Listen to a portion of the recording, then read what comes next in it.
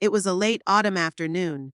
The wind rustled through the roadside trees as if trying to whisper something I didn't want to hear.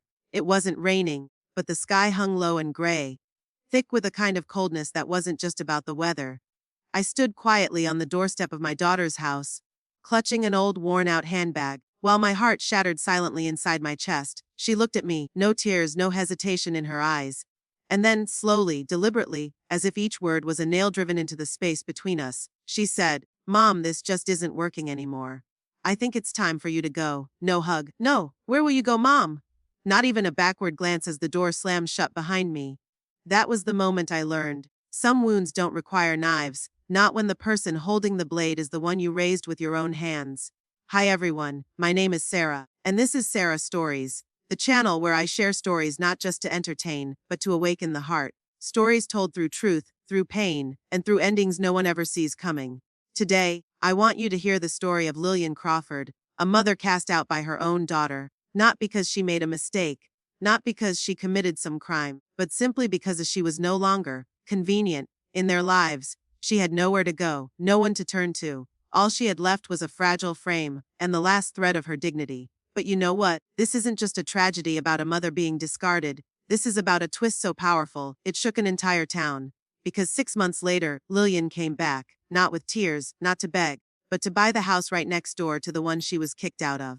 And what she did next? She transformed it into something extraordinary, a place called Golden Porch, a sanctuary for forgotten seniors, not to take revenge, but to teach a lesson. So what happened between those two moments? How did she make it all happen in secret? Who helped her? And most importantly, what broke her daughter so deeply that she couldn't even face herself?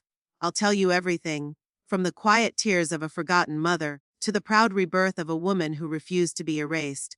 But before we begin, if stories like this speak to you, if you believe they deserve to be told, please hit subscribe to Sarah Stories. Your support gives me the strength to keep sharing these real, emotional, and sometimes life-changing narratives. Because sometimes a single story might not change the whole world, but it can change the way you see love, family, and gratitude forever. Lillian Crawford once believed that old age would be the most peaceful chapter of her life. After 40 years of teaching, dedicating herself to countless generations of students, watching clumsy children grow into capable adults, she truly thought life would one day smile back at her. That all the silent sacrifices, all the sleepless nights and relentless effort would be rewarded with a warm home, laughter from grandchildren, and the comfort of family. After her husband passed away, Lillian lived alone in a small cottage near the forest in Eugene, Oregon. It was the home she and her husband Walter had saved for their whole lives. Every brick, every corner of the garden held a memory. On chilly winter mornings, she used to make him coffee, watching the steam rise from the porcelain mug he loved. On warm summer nights, they'd sit together on the porch, listening to crickets and sharing old stories. It wasn't a grand house, but it was her world. Then one day, her daughter, Melissa, called, her voice both hurried and emotional. "Mom, I think you should come live with us. We worry about you being alone all the time." Lillian's heart warmed. Melissa, her only daughter, was a successful marketing executive living with her husband Evan and their two adorable kids. Their house was in a new modern neighborhood, convenient and stylish but still incomplete. The kitchen was unfinished, the bathrooms needed work, and the backyard was just dry soil. "Come live with us, Mom. The kids would love having you, and you could help us get the house in shape," Melissa said, like it was the most genuine invitation in the world. Lillian spent several nights thinking it over. She stared at the old photos on her wall, her worn-out books, and the little trinkets that only elderly people treat like treasures. Eventually, she packed her memories into a few cardboard boxes and listed the house for sale. She didn't keep the money for herself. Almost all of it went straight to Melissa, to help renovate the new house, for the kids to have bigger rooms, for a decent backyard, she said. No one forced her. She gave freely, with all the love a mother has to give. At first, everything felt warm and comforting. The grandchildren chirped, "Grandma," with glee. Melissa smiled with appreciation. Evan was polite and pleasant. Lillian cooked, cleaned, took the kids to school, tended the garden, and cared for the whole family like she was still 50. She was tired, yes, but she never complained, because she believed, being close to your children and grandchildren, that's the greatest joy of all. Then came the accident. Evan was in a serious car crash on his way to work. He fractured his pelvis and was temporarily unable to walk. Melissa, at the peak of her career, had to shoulder the entire household. And once again, Lillian became the quiet caretaker. She cared for her son-in-law like a child, changing bandages, preparing medications, helping him to the bathroom. Never a word of complaint, but slowly the family's savings dwindled. Quietly, Lillian withdrew the last of her retirement funds. She gave it to Melissa to cover hospital bills, buy a new car, and handle daily expenses. Melissa hugged her, said thank you, Mom, but quickly returned to her career. No one asked if she had any money left for herself. No one asked if she was tired. Time passed, gratitude faded. In its place came disregard. Melissa began to snap at the children in front of her. She grew irritable with Evan, and sometimes even with her own mother. Dinner became quiet. The words thank you disappeared. Lillian was no longer seen as a guest or family member, but more like a permanent housemaid. Mom, don't forget the groceries. Mom, don't cook those oily dishes. Mom, don't let the kids watch TV too long. Little things, said coldly, repeatedly. Slowly, they made her feel invisible, like a shadow in the very house she'd helped rebuild. One evening, after cleaning up the mess from Melissa's birthday party, a party no one invited her to sit down for, Lillian sat alone on the sofa. She looked at the framed family photo on the wall. In that photo, she stood off to the side, smiling awkwardly, while the rest of the family beamed into the camera. And in that moment, she realized she had never truly been part of that picture. The next morning, Melissa called her into the living room. Her tone was calm, painfully so. Mom, I think it's time you considered living somewhere else. Evan's recovering, and we need space. You also need rest. I'll help you find a place, maybe near a park or even a retirement home. Lillian said nothing. She only nodded, not because she agreed, but because her heart had grown too numb to feel anything. She packed her things in silence.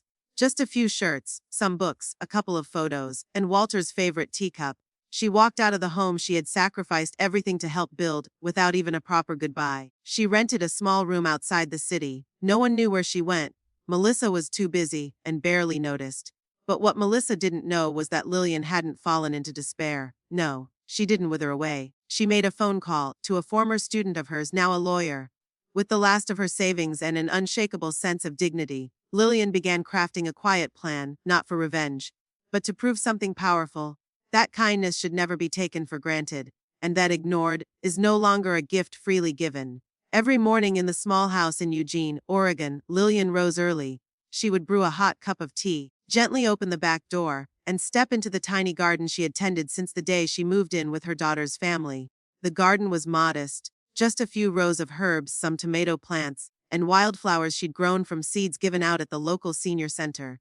It was the only corner of the house untouched by TV noise, Zoom meetings, or the chaos of modern life. It was where she felt she still existed, genuinely, as an older woman who had weathered life's storms and now only longed for peace in her remaining years. But that peace, like her kindness, was increasingly seen as inconvenient. Melissa, Lillian's only daughter, had once sobbed over the phone, begging her mother to move in when her husband, Evan, was injured and the family was financially overwhelmed. Lillian didn't hesitate. She sold the home she had shared with her late husband, scraped together what little retirement savings she had, and gave it all to her daughter, to renovate the house, pay for medical bills, and cover her grandchildren's tuition. She thought simply, what's mine is theirs, my life has passed. As long as they're okay, that's enough. At first, things seemed wonderful. Melissa often said thank you. The grandkids adored her. Evan, though quiet, showed respect. Lillian cooked, cleaned, gardened, helped with school runs, doing everything like she was still 50. She was tired, yes, but never complained. Because in her heart she thought, living with my family is the greatest gift. But as Evan recovered, and Melissa returned to work, as the rhythm of the household steadied, Lillian started to become a problem.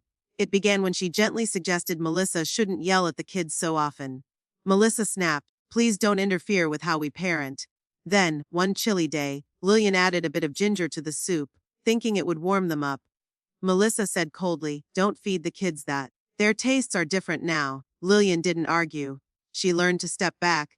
But even when she did, her presence still seemed to bother them.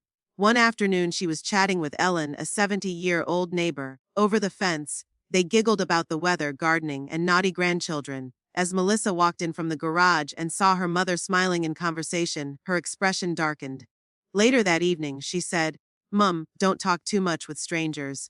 People here aren't like where you used to live. Keep some distance. Lillian didn't reply. She just looked at her daughter, the same girl who once nervously held her hand at college graduation, now colder, more practical, and seemingly struggling with her own identity as a daughter.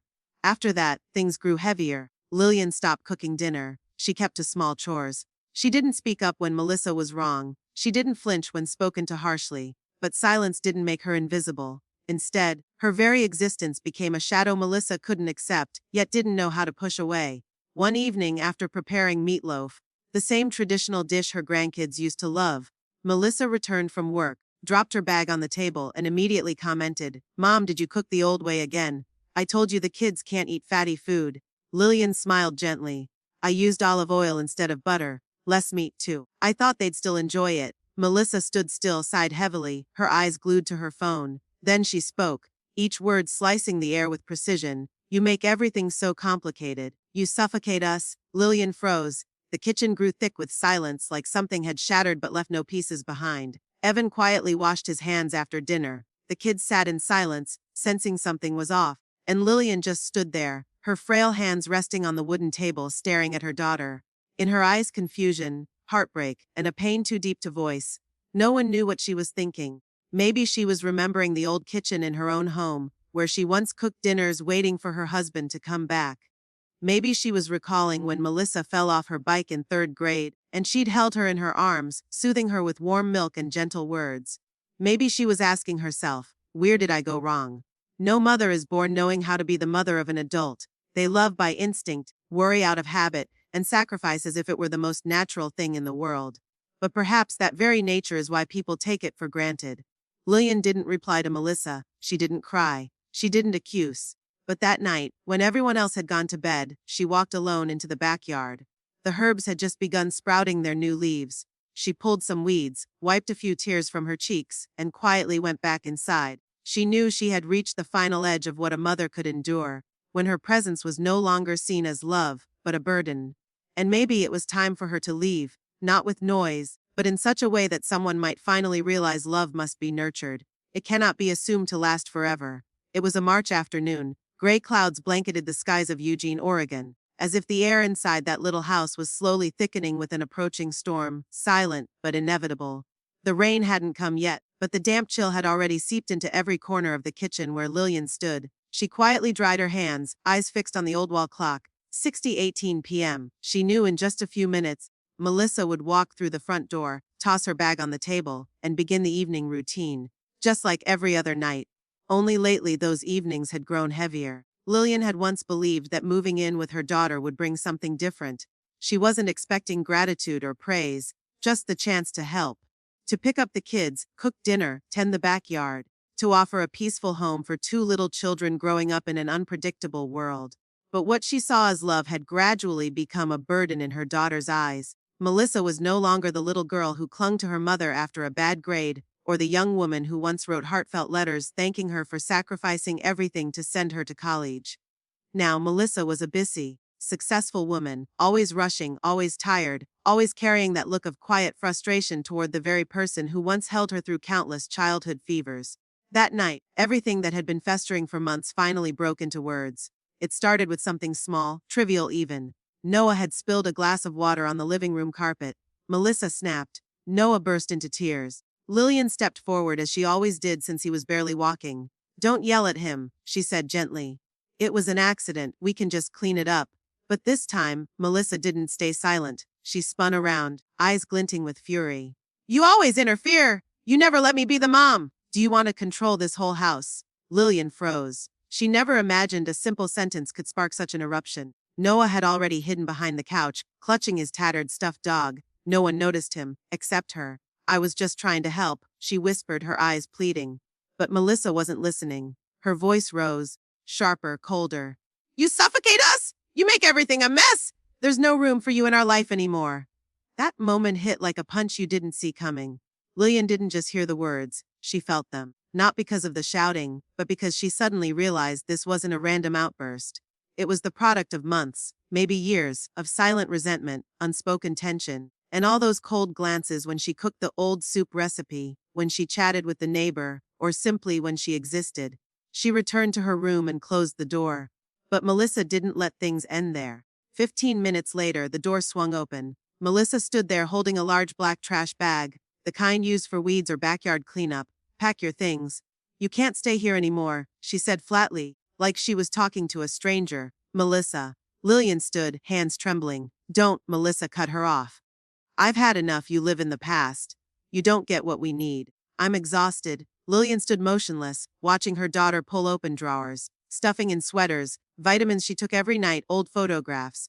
Everything shoved into the trash bag like unwanted clutter. She looked to Melissa's husband, Evan, standing on the stairs. He didn't say anything, didn't intervene, just stood there silent, like all the times he'd watched kindness drain from his wife and never said a word. Rain began falling as Melissa opened the front door. No one spoke.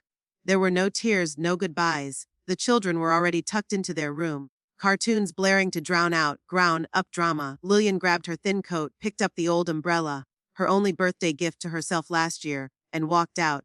Each step sank into the soft earth, turning to mud. She didn't look back, not out of pride, but because she knew there was no one behind her waiting for a final glance. The iron gate clicked shut with a dry clang. It wasn't just the sound of a door closing. It was the sound of something deeper breaking, a blood tie slowly severed, without a blade, without crime, only the long, sharp edge of neglect. And under the soft, steady rain, a mother walked away from the home she once believed would be her final peace. She carried with her not anger, not hate, but a silent, aching coldness, the pain of love unrecognized, of presence turned unwelcome. But somewhere in those rain-drenched eyes, a faint light still glimmered, like the last flame of a candle that refuses to die. Because Lillian knew her daughter may have shut the door, but life had not. And beyond that gate, there was still a world where she could live, not to endure, but to finally be herself. After that rainy night, Eugene felt quieter to Lillian. Gone were the sounds of children's laughter on weekend mornings. Gone was the smell of toast she used to make for the grandkids. Gone, too, were the familiar hums of family life, whether noisy or silent. They had all vanished in a single evening when she was pushed out of the home that once meant everything to her.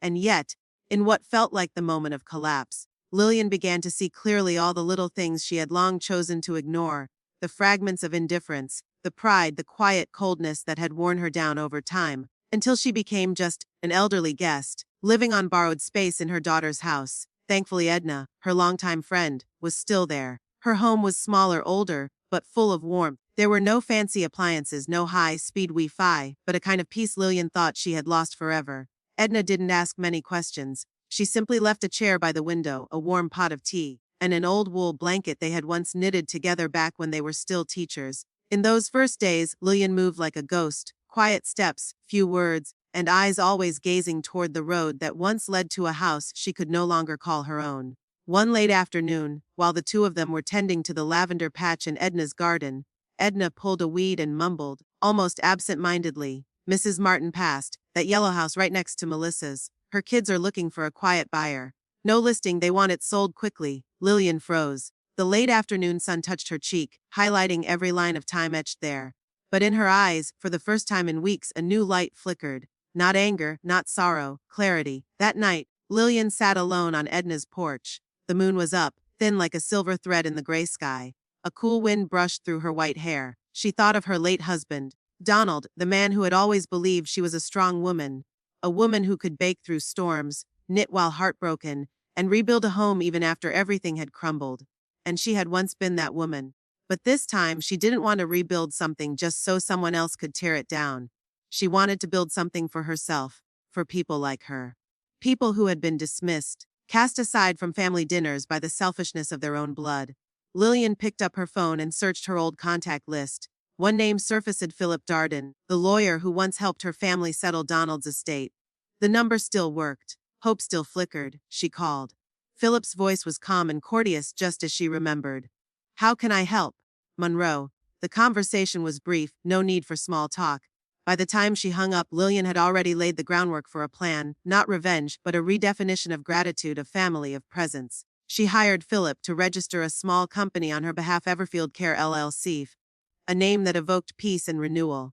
The purchase of the house next door to Melissa's would be completed under the company's name. No one would know who really owned it, no signs, no public listing.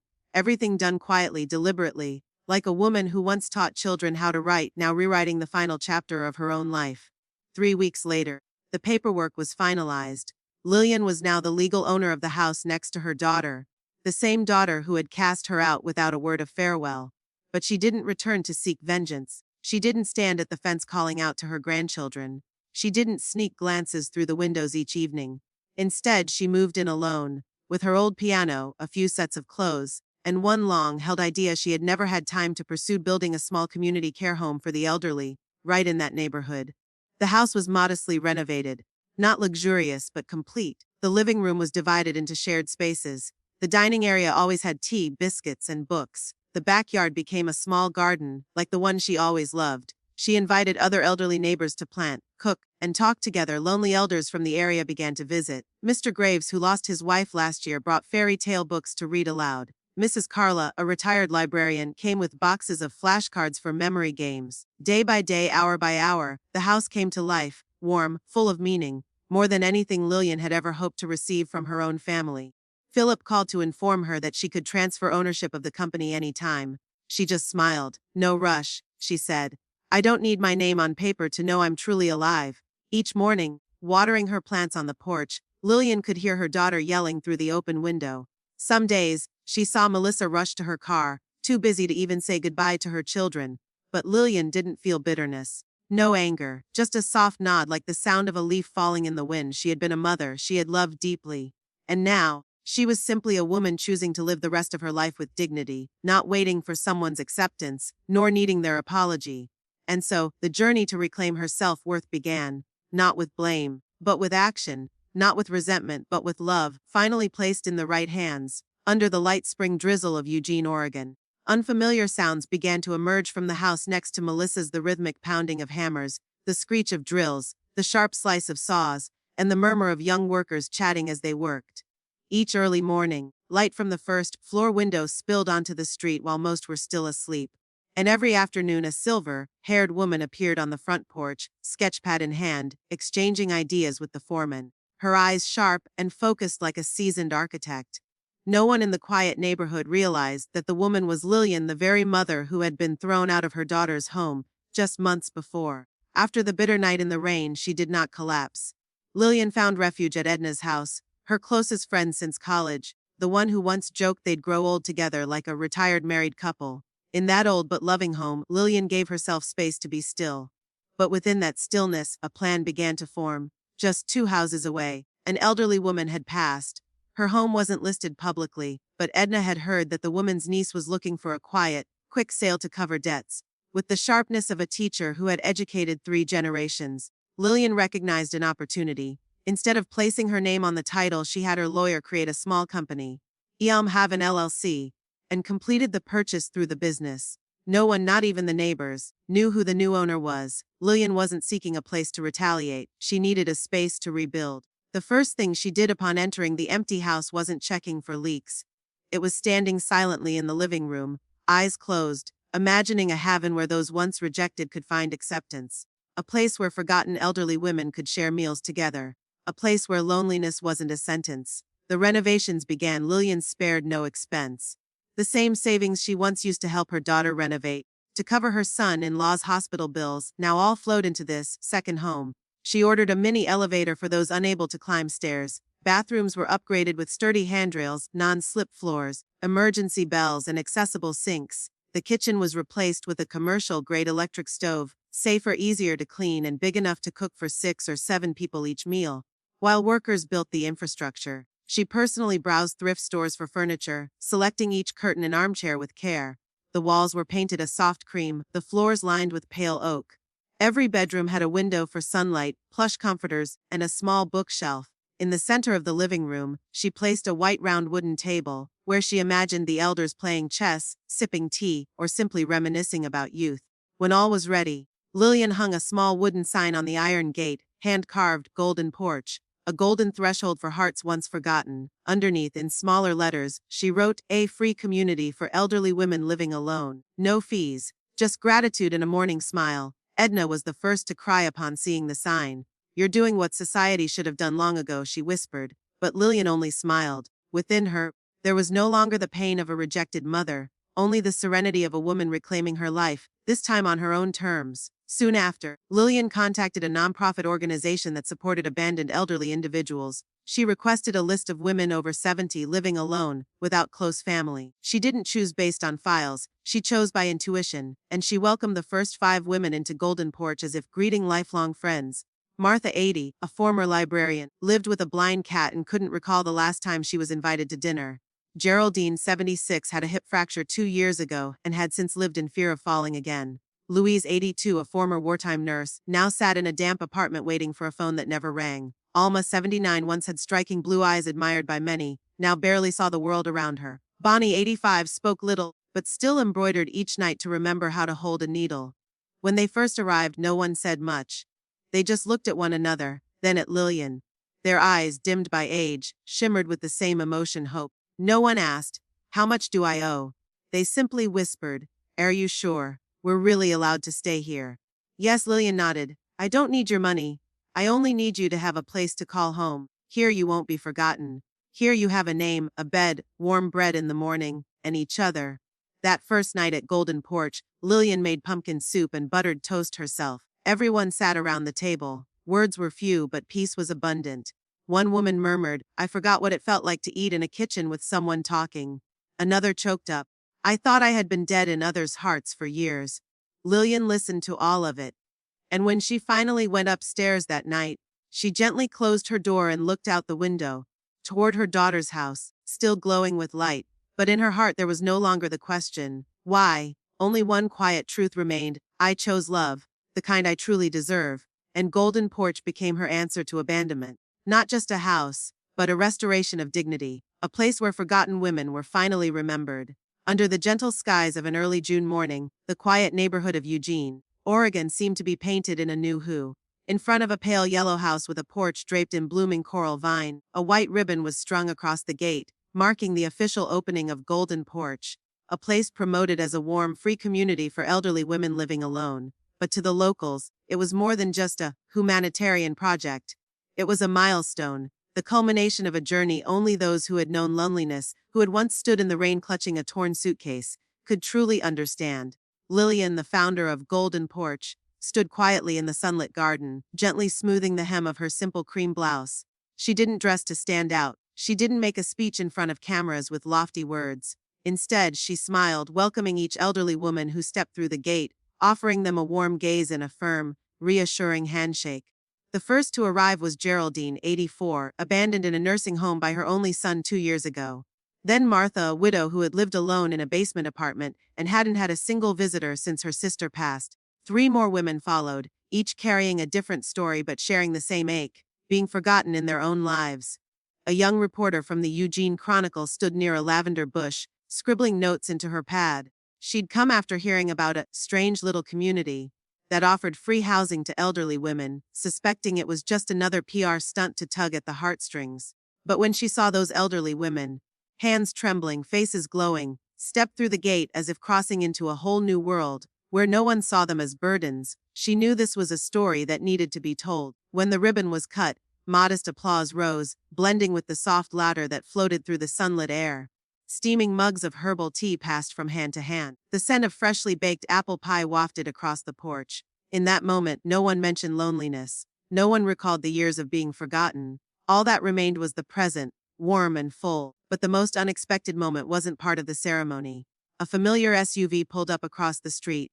Melissa, Lillian's daughter, stepped out, her face taut with confusion and caution. She had heard about Golden Porch just that morning from a neighbor. "Did you know what's going on next door? They've turned it into some kind of model elder care home. I think your mother's the founder." At first, Melissa thought they were mistaken. Her mother, the same woman she'd thrown out into the cold rain just a few months ago. The same woman who left quietly, without anger or blame. It couldn't be. But when she reached the gate, she froze. There, standing before her, was a woman she thought had been broken, now radiant, at the helm of a community built from compassion. No rage, no resentment, just a smile. "You came," Lillian said, her voice even and soft, like morning mist. Melissa didn't respond. She looked around, saw the women chatting, saw the sign reading Golden Porch hung with quiet certainty, and saw her mother surrounded by grateful, admiring faces.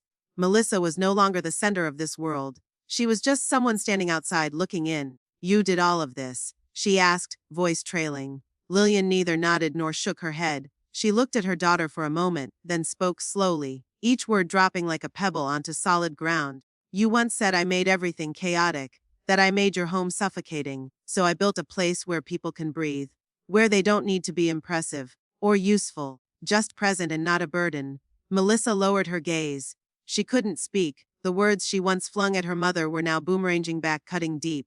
Before her stood a community not built on revenge or pride, but on healing, on hearts once broken, now mending together. Lillian didn't expect an apology. She didn't hope for an emotional reunion like in feel-good family movies. But when she saw Melissa quietly turn and walk away without a word, she watched, not with bitterness, but with a quiet hope. Hope that one day, Melissa would understand some forms of love don't need repayment. They don't need measurement. They only need acknowledgement. And no matter where she lived, a mother is still a mother. Still watching, still loving, even if it's from a distance. Golden Porch continued to welcome more elderly women. Women once labeled burdens, women once left behind. Lillian didn't do it to prove anything. She did it simply to live again, in the most gentle, human way. And with every shared story, every hand held, every wrinkled smile, she knew kindness always finds a place to bloom. Even if it must wait silently through the rain, even if it takes years to be remembered. Beneath the dry sunlight of an October afternoon, as the last rays of the day filtered through maple leaves turning shades of red and orange, Melissa stopped at the white picket fence of house number 218, a place she never imagined her mother would own. The house had once belonged to an elderly man, reclusive, childless. Melissa only knew he had passed away months ago, and since then, the house had fallen silent, until now. Now it buzzed with laughter, with life, and with silver-haired women whose smiles caught the sunlight like glass. Melissa didn't step inside. She stood there, clutching the strap of her handbag, eyes following every movement in the garden, where a small gathering was taking place. A hand-painted wooden sign beside the gate read, "Golden Porch, where love begins again." Beneath it, a smaller line, "A free, living community for senior women."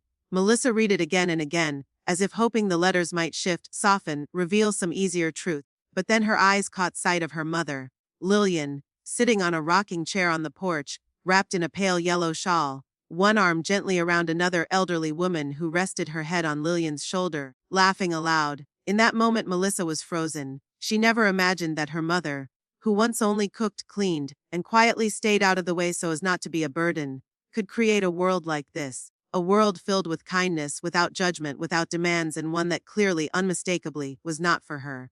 The truth struck, sharp and clear. She, the daughter, was now the outsider. No one asked why she had come. No one stepped out to greet her. Her mother didn't lift her head, didn't look toward the gate, didn't offer even the slightest sign that she knew her daughter was standing there. And that silence hurt more than any scolding ever could. Melissa remembered the times her mother sat by the window, waiting for a phone call, just a simple, "Are you tired, Mom?" But she had never made that call. She had been too caught up in her career, her busy life, the exhaustion of everyday obligations. She had seen her mother as old furniture, convenient if present, easier to breathe without. And when she threw her mother out into the rain that night, she hadn't looked back. She had only wanted peace. She never thought to return. And now here she was, standing in the warmth of late afternoon, watching what she had lost forever. A mother, an open embrace, a home not built with bricks, but with grace. Every woman in that yard held a story, abandoned by children, widowed, or forgotten in silence. And her mother, the one she had pushed aside, was the one holding them, wiping their tears, giving back what they thought had been lost forever, a sense of worth. Back at home, Melissa sat in the living room, staring at the phone on the table. The ladder from next door still echoed in her ears, thudding in rhythm with her heavy heart. She couldn't just knock on her mother's door, walk in like nothing had happened. She knew the only thing she could do now was write, and so she did. No poetry, no pleas for forgiveness, just truth. She wrote about how her mother had taught her to write her first letters, how patient her mother had been when she spilled an entire pot of soup her mother had spent the morning preparing. And she wrote about that rainy night, the night she slammed the door on her mother's silent gaze. She admitted that look had haunted her for months. In dreams, in meetings, at family dinners where someone was always missing. She didn't ask for forgiveness. She didn't dare hope for anything. She just wanted her mother to know she remembered. And she was wrong. Lillian received the letter on a quiet Saturday morning. She had been tending to her lavender pots on the porch when Maya handed her the envelope. She opened it slowly, as if unwrapping a memory long buried. The slanted handwriting, the unspoken apologies, the images Lillian had tried to forget. She didn't cry, but her hands trembled as she reached the final lines, not from weakness, but because truth carries weight, especially when it comes from someone you once loved so fiercely it broke you. She folded the letter and didn't reply right away. Not out of anger, but because she knew. Forgiveness isn't throwing open the door and pretending nothing happened. Forgiveness is something both sides must prepare for. And Melissa, if she truly wanted to return, would understand that. That evening, once everyone had gone to bed, Lillian sat alone on the rocking chair, eyes gazing out the window, toward the soft yellow glow of the house next door. She whispered, just to herself, if you come again, not from guilt, but from love, I'll still be here. And the breeze swept across the porch, carrying the scent of lavender, like a quiet answer from life itself, that true love, even when it comes late, still arrives in time if we choose to open our hearts. Beneath the crimson-orange canopy of late autumn maple trees, the cream-colored house known as Golden Porch sat quietly at the end of Maple Street, a soft period at the end of a long sentence written by a woman once rejected by her own daughter. Each afternoon, the front window glowed with warm light, casting shadows of slow, gentle figures gathered around a large wooden table in the kitchen. There was no ruckus from children, no blaring television, no shouting matches. Here, the only sounds were whispers of respect, the laughter of those once forgotten, and occasionally the soft hum of an old radio. Lillian often sat at the head of the table, a hand-knit shawl draped lightly over her shoulders. Her hands were always warm, whether pouring tea, slicing fruit, or gently stroking the sleepy old cat curled on her lap. After months of being pushed out of the very home she had sacrificed her career and savings to build, Lillian had finally found a place of her own, not through blood, but through hearts that knew how to cherish one another. The women who lived with her were all elderly, each carrying a private sorrow, sorrows that, if not for Golden Porch, would have remained buried in cold apartments and unvisited nursing homes.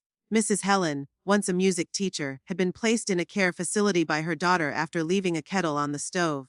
Agnes had lived alone in a run-down complex, often scolded by young neighbors for her loud radio, though no one ever asked why she left it on all day. Theresa, widowed for 30 years, once shared her home with a grandson who went abroad and never called again. Golden Porch didn't heal with grand speeches. It healed through quiet, daily presence. Lillian didn't teach lessons, she simply lived them. The way she placed chopsticks neatly beside her bowl, pausing to give thanks before a meal, gradually inspired those around her to slow down, appreciate more, and soften. The ladies began to smile more. They walked around the garden together, did gentle yoga in the living room, baked apple pies, and shared old photographs, sometimes black and white portraits from 1957, sometimes tattered letters still scented with vintage perfume. Lillian never called this place a retirement home. She said it was a community of continued living. To her, old age wasn't the end, it was a new chapter, if written with kindness and chosen love. Those who came to Golden Porch weren't here to wait for death, they were here to live. Truly live, with the kind of freedom they had never been allowed. What made Golden Porch most special was that Lillian never took a cent from any of them. She used her pension and most of her savings, including what she had once given Melissa, to renovate her family home. That same money now created a space where no one would ever be screamed at, "You're suffocating us." No one would have their belongings shoved into trash bags and be cast out into the rain. This house was now a place where no one was seen as a burden, but as precious pieces of a puzzle called humanity. News of Golden Porch spread across Eugene. The local press dubbed Lillian a quiet hero, and charitable groups offered to help her expand the model. But Lillian declined every commercial proposal. She only allowed social work and medical students to intern here, so they might learn that people don't just need medicine or care plans, but hands to hold, long hugs, and a place where they still feel worthy. Melissa, her daughter, still passed by from time to time. Once, she brought her 2 children and paused at the gate. She didn't go in. She stood quietly, watching her mother laugh with another elderly woman, their hands entwined as they planted herbs in the backyard. Her little girl asked, "Is Grandma living there, Mommy?" Melissa didn't answer. She simply nodded, her eyes turning red. A few weeks later, another letter arrived, longer, more heartfelt. But Lillian still hadn't replied, not out of anger, but because she wasn't ready. Forgiveness doesn't bloom from an apology, it grows from real change, and Lillian knew. If one day Melissa truly changed, not out of guilt, but because she finally saw the truth, then she would be the first to open the gate and welcome her back, as she once had. Until then, Lillian sat quietly on the porch, cat in lap, eyes on the golden light falling across her little garden, where the young cabbage leaves had just begun to unfurl. Golden Porch, the home of forgotten hearts, still quietly bloomed, day after day. Not built on blood, but grown from compassion. The small fellowship hall at St. Anne's Church seemed to breathe with every word Lillian spoke that day. Soft amber light spilled across the wooden lectern where she stood, illuminating the fine lines at the corners of her eyes, marks not just of age, but of years spent pouring love into those who never learned to value it. But here, standing before dozens of eyes filled with reverence and empathy, she was no longer a cast-aside mother. She was a survivor, not merely of a personal storm, but of the deeper illusion that family and love are always the same thing. Lillian didn't need to raise her voice. Her tone was steady, gentle, yet it reached places within the heart that most try to forget or hide away. She wasn't bitter. She didn't accuse. But each sentence was like a quiet knock on the soul. She spoke of sacrifices no one had asked for. Selling the home she once shared with her late husband, gathering every last cent to support her daughter's life, moving in because she thought proximity might keep a fading bond from slipping entirely into silence. She never asked for repayment. All she hoped for was kindness. But what she received instead was betrayal, wrapped in business, buried in complaints, sealed shut in the sound of a slamming door during a rainstorm. The house next door, Golden Porch, wasn't her revenge. It was her response. A way to prove that when kindness is placed where it belongs, it still blooms. She told of the elderly women who had once been left behind, forgotten in their loneliness, and who now had a place to laugh, to share, to feel the warmth of a human touch again. They were not her children, but they listened. They said thank you. And most importantly, they showed up, not for what they could take, but for what they still had left to give. Lillian glanced down at the front row, where a grandmother gently held her grandchild's hand. Then she said quietly, but firmly, no one can kick you out of love, unless you let them. And family, it isn't where you're born. It's where you choose to stay when the storm comes. No one clapped right away. The room held its breath for a few lingering seconds, as if everyone needed time to absorb what had just been spoken. Then the applause came, not loud, not theatrical, but honest, moved. Someone wiped away tears. Someone stood and quietly made a phone call. Someone reached across the pew to hold a friend's hand. And Lillian, she stepped down from the wooden platform, not like someone who had won anything, but like someone who had finished something important. Not to prove a point, but to remind us all of a quiet truth: love must be nurtured daily, gently, and with courage. If this story touched a part of your heart, please consider subscribing to Sarah Stories, where we bring back the lessons that should never have been forgotten, stories of gratitude, of family, and of how one woman lit up an entire neighborhood with nothing but a heart once broken, and now whole. Thank you for listening.